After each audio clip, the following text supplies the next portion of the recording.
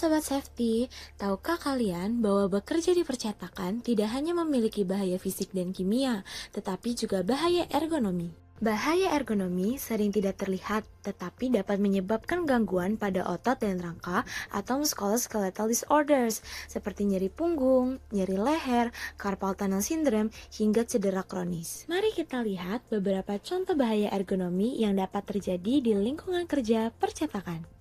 Di bagian administrasi, pekerja melakukan kegiatan seperti menerima file desain, melakukan editing, layouting, hingga mengirim desain ke mesin produksi.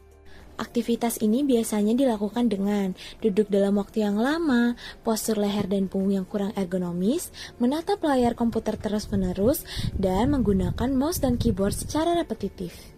Resiko ergonomi yang dapat muncul antara lain nyeri leher dan bahu, nyeri pada punggung bawah, kelelahan mata, hingga carpal tunnel syndrome akibat gerakan tangan yang berulang. Pada bagian produksi, pekerja mengoperasikan mesin cetak seperti mesin EcoSolvent dan melakukan pemotongan bahan seperti banner atau stiker.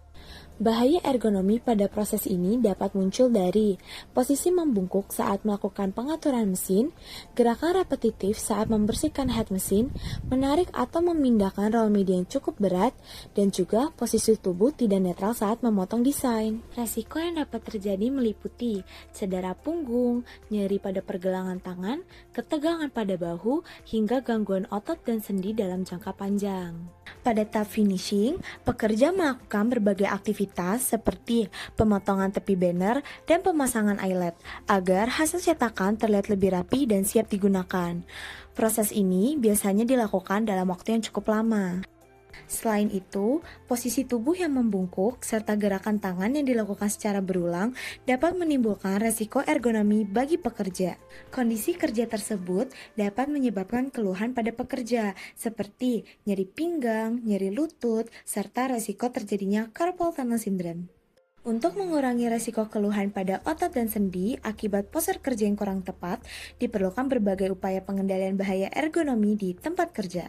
Pengendalian dapat dilakukan melalui substitusi, yaitu mengganti pemotongan manual dengan mesin pemotong otomatis. Rekayasa teknik dapat dilakukan dengan menyediakan kursi kerja ergonomis dengan sandaran punggung, menggunakan meja dan kursi dengan tinggi yang sesuai saat pemasangan eyelet, serta mengatur tinggi meja dan monitor sejajar dengan mata pekerja.